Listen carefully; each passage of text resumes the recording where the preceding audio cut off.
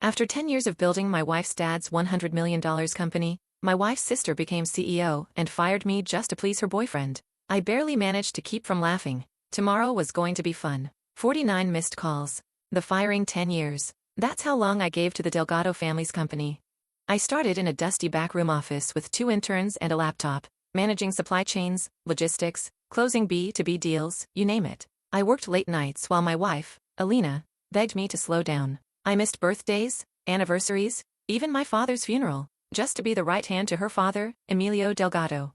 He called me son, said I was the future of the company, said he trusted me more than his own blood. Too bad he didn't put that in writing. Chapter 2. 2 months ago, he retired. Stage 4. Pancreatic cancer. Quiet exit. Private treatment abroad. And with no sons to pass the empire to, he handed the reins to his oldest daughter, Celeste, my sister-in-law. A woman with sharp heels, a sharper tongue, and a boyfriend who thought he was the second coming of Elon Musk because he once flipped a coin. The writing was on the wall from day one. She stopped inviting me to meetings. She reassigned my team, started copying her boyfriend Travis on emails I used to be CC'd on. Still, I stayed quiet. I watched. I documented. And then it happened. During the quarterly board meeting, where I was scheduled to present a projected $12 million expansion proposal, Celeste walked in, smirking like she'd already won. "We're going in a different direction," she said, interrupting me mid-slide. A younger, more innovative vision. Then she looked at Travis, who wore a smug designer suit and that smug designer smirk. "You've done enough, brother-in-law. We won't be needing your services anymore." Laughter from a few of the sycophants on the board. Even Alina just stared at her lap. I looked around the room, silent, calm.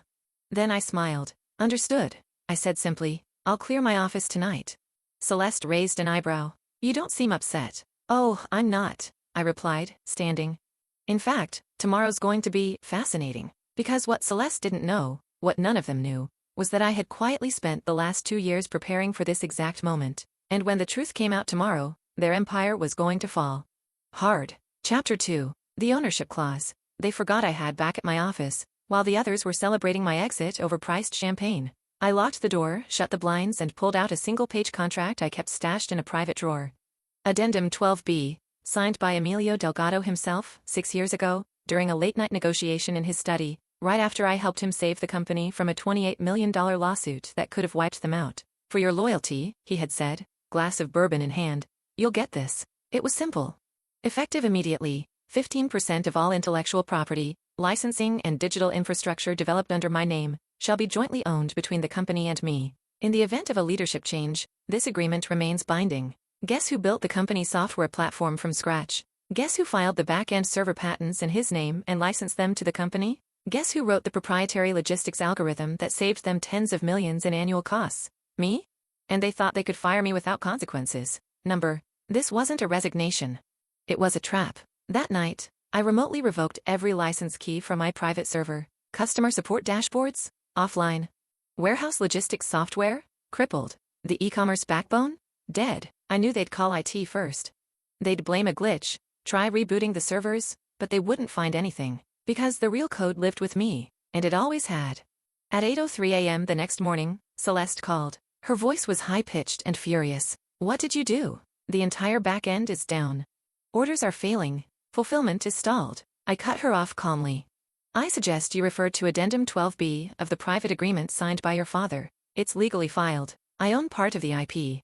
And you breached our agreement the moment you terminated me without cause." Silence. Then, "You're bluffing." I laughed softly. "Celeste, go check your email, and Travis should probably sit down before reading his." Because the next wave was personal. Chapter 3. The Travis Revelation. Celeste thought she had traded up. Her new strategic advisor, Travis, was a slick-talking Ivy League MBA with a toothy grin and a LinkedIn profile filled with buzzwords. He wore flashy suits, talked about synergies, and bragged about crypto gains at every board meeting. But behind the facade, he was a con artist with a sealed record in Nevada, a trail of failed startups, and 2 pending lawsuits involving misappropriation of investor funds. I knew because I hired a PI 6 months ago when I first noticed him hovering around the office, whispering into Celeste's ear during board meetings. He wasn't a threat then, but he was a cockroach. And I always track cockroaches. So before I walked out of that building, I prepared a little parting gift. At 9 a.m., just as Celeste was trying to spin the system shut down as a scheduled software audit, an anonymous email hit every major shareholder's inbox. Subject line: Before you let Travis touch your money, you might want to see this. Attached, a 63-page PDF compiled by my PI, screenshots of his shell company bank transfers.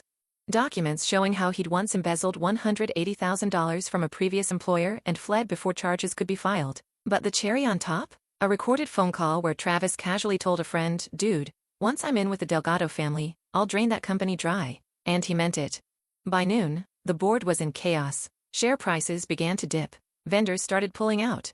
And Celeste? She tried to deny it. Until Travis disappeared. Phone off.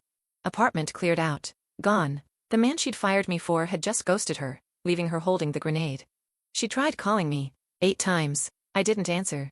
Then she called her father. Chapter 4. The Father's Return. By 5 p.m., the emergency board meeting was called. Not via email. Not by Celeste, but by Don Alberto Delgado himself, my former father-in-law. The man who once smirked at me like I was a disposable napkin at his daughter's wedding. He'd been retired for 2 years, enjoying yachts and cigars in Monaco. But when news of Travis Kahn and the digital lockdown hit, the man returned, like a king summoned by thunder. He walked into the conference room like a ghost resurrected. Everyone stood, even Celeste. His voice, always controlled and terrifyingly calm, cut through the silence like a guillotine. "Where is he?" Celeste swallowed. "Travis? Vanished. And the man you fired? The one who ran this company for a decade? Where is he?" "Trying to ruin us," she muttered. Don Alberto turned to the room, slowly scanning each face. "Number? He warned you. You spat on his loyalty, you laughed in his face, and now? He's the only one who knew how to keep this place alive." Then he sat down, looked directly at her. "Fix it. Call him. Beg, if you have to." She didn't even argue. That evening, I sat on my balcony with a whiskey in hand when the call came. It wasn't Celeste this time. It was Don Alberto. He didn't waste time with apologies. "You still have the recovery protocols, don't you?" "I do. We need you back." I sipped my drink, staring at the skyline I helped build. "I'm not coming back as an employee," I said. "I come back on my terms, as CEO, full control. You and Celeste step aside." Silence. Then, deal. The next morning, I walked into the boardroom in a custom Navy suit, not as their errand boy, not as their family puppet, but as the man who rebuilt their empire, and was now ready to reshape it in my image. Celeste. She couldn't even look me in the eye. Her father. He gave me a single nod. And me? I gave my first order. Our first initiative. Ethical restructuring. And by the way, Travis's office? Turn it into a janitor's closet. Seems more fitting. The board chuckled. But deep down, they all knew. The king was back. Chapter 5. The Golden Exit. I didn't come back to stay. No, I came back to take everything I earned, expose everything they buried, and leave them with nothing but regret. Within weeks of my return as CEO, I cleaned up the chaos, revoked every shady deal Celeste had greenlit, purged Travis's cronies from the company, and restored confidence in the board, the investors, and the market. But behind the scenes, I was quietly preparing my exit. Because, unlike them, I didn't need power to feel important. I had already won. 2 months later, I called for one final board meeting. This time, Celeste sat at the far end, silent, small, and stripped of any authority. Alberto watched me closely, like he already suspected something. "I'm stepping down," I said, gasps around the table. "But before I go, I'm activating the final clause of my contract," I continued, calmly handing over the documents. "A buyout.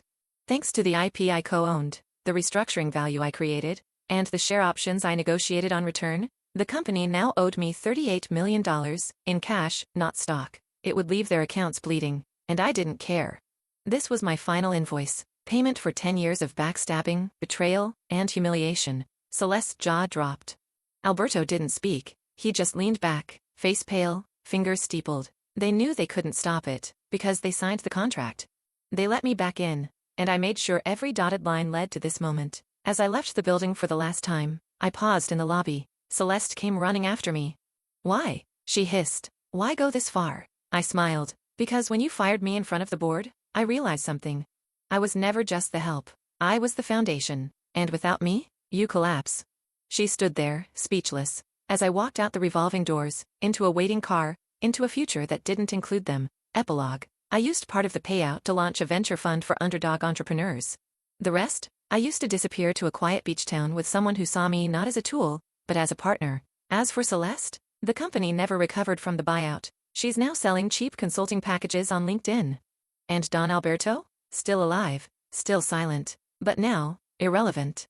Was this revenge perfectly justified? Tell us what you would have done in the comments below. Like the story, share it with someone who needs this energy, and subscribe to Lauren's story for more jaw-dropping tales of betrayal and justice. Because here, every lie has its reckoning, and every betrayal finds its shadow.